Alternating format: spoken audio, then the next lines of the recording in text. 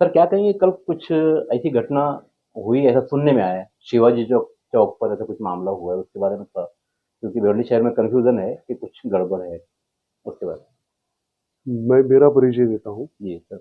मैं हूँ श्याम गायकवाड़। जी। एक जो प्रोग्रेसिव रिपब्लिकन फ्रंट है उसका चीफ कन्वीनर हूँ मैं, और आरपीआई सेकुलर का संस्थापक अध्यक्ष। हमारे जो साथी हैं जी। एडवोकेट किरण चन्ने साहब, जी। वो हमारी पार्टी के जनरल सेक्रेटरी हैं, और प्रोग्रेसिव रिपब्लिकन फ्रंट जो है जी। उसके एक महत्वपूर्ण नेता है। हमारा जो श्रमिकों का संघ है, हाँ। लेबर फ्रंट, उसके भिवंडी के वो मुखिया रहे हैं।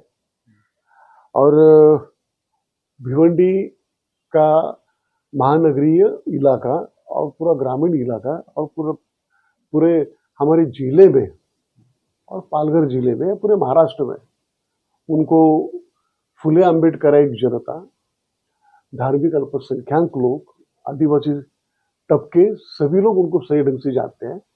अभी जो कोरेगांव भीमा का जो मसला, उसके बारे में जो एक कमीशन गवर्नमेंट ने अपॉइंट किया है, वो कमीशन में वो अगुवाई से आगे है, और वो दलित समाज की जो भूमिका है वो आयोग में रखते हैं।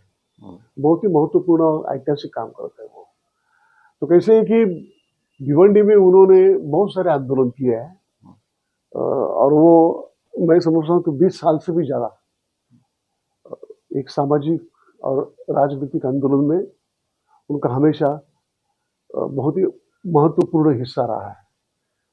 यानी झुग्गी झोपड़ियों का जब सवाल था तो बहुत ही बड़ा मोर्चा जो कलेक्टर कचहरी के ऊपर गया था, तो भिवंडी और आसपास के सभी स्लम का नेतृत्व ये एडवोकेट किरण चन्ने ने किया था। और अभी अभी का जो मसला है, यानी जिस तरह से टोरेंट पावर कंपनी ने पूरे भिवंडी मेट्रोपॉली यानी महानगर और ग्रामीण इलाके में जो सभी तबकों के लोगों का, ज्यादातर गरीबों का जिस तरह से शोषण किया है, तो उसके खिलाफ एक बहुत ही बड़ा जन आंदोलन किरण चन्ने के नेतृत्व में ये भिवंडी में साकार हुआ है। बहुत ही बड़ा मोर्चा निकला था उनके नेतृत्व में। तो इससे कुछ लोगों को ऐसा लगता है कि शायद किरण चन्ने ये विधानसभा के इलेक्शन में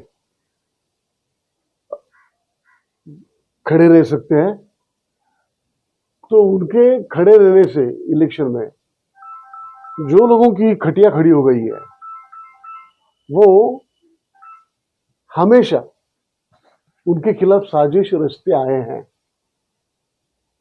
और जब भी उन्होंने हाथ में जो टोरेंट का मसला लिया है, तभी से टोरेंट के पेरोल के ऊपर जो लोग हैं, जो नेतागण हैं, वो उनके खिलाफ हमेशा रहे हैं।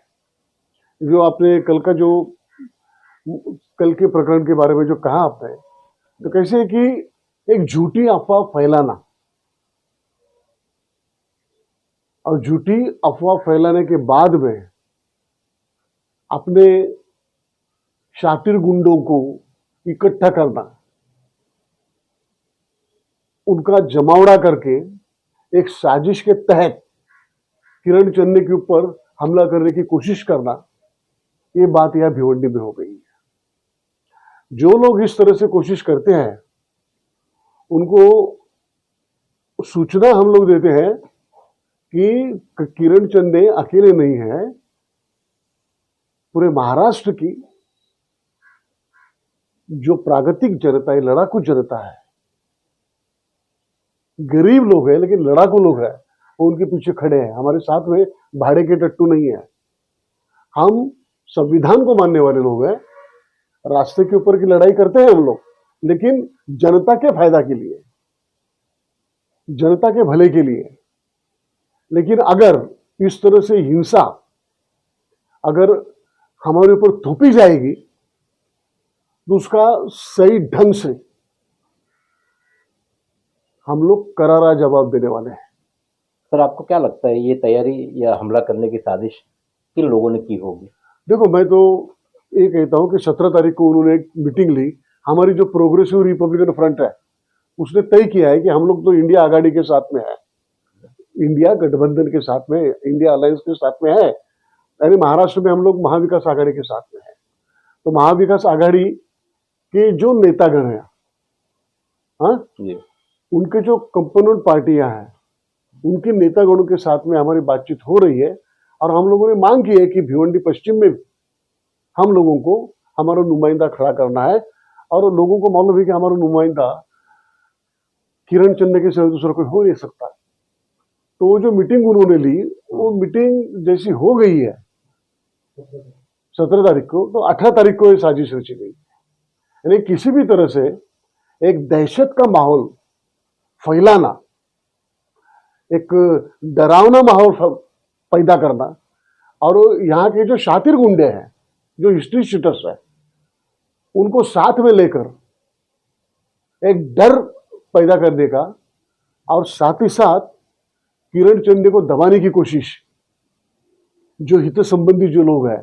अभी आपको तो मालूम है कि किरण चंदे जी यहाँ खड़े हो जाने के बाद में किसकी सोच, किसकी सीट को धोखा पैदा हो सकता है। तो यहाँ का विद्यमान जो एमएलए है, उसको ऐसा लगता है कि उसने ये कोशिश पहली मर्तबा भी की है। किरण चंद जी, एक बात बताइए, सीएए का जब अभियान चला था उसमें भी आपका नाम बहुत आया था। उसके बाद फिर बीच बीच में जो अभियान चले, बाद में टोरेंट पावर को लेकर भी आपका बड़ा नाम आया था। तो इस बारे में आगे और क्या प्रोसेस है, क्या चल रहा है, क्योंकि पब्लिक जानना चाहती है।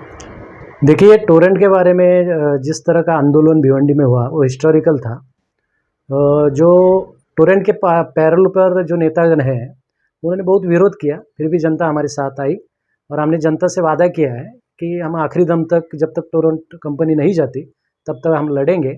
बीच में आचार संहिता होने के कारण, खासदार के इलेक्शंस थे तो आचार संहिता लगी थी, उस दरमियान मैंने मुंबई हाईकोर्ट में, माननीय मुंबई हाईकोर्ट में जनहित याचिका दाखिल की है और उसका नंबर भी पड़ा है। अभी जल्द ही 1 महीने में वो बोर्ड पर आएगी और कोर्ट भी उसमें अच्छा फैसला देगी।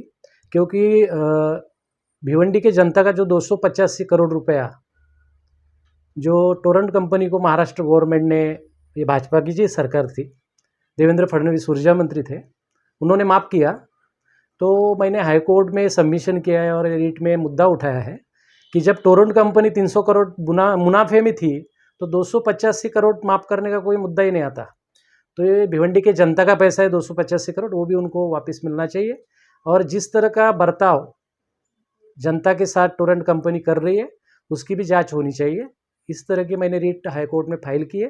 तो लड़ाई ख़त्म नहीं हुई है और मैं फिर से भिवंडी जनता को आश्वासित करना चाहता हूँ कि जब तक टोरेंट कंपनी यहाँ से नहीं जाती तब तक ये आंदोलन चलता रहेगा, न्यायालय के स्तर पर भी चलते रहेगा और रास्ते की लड़ाई के स्तर पर भी चलते रहेगा।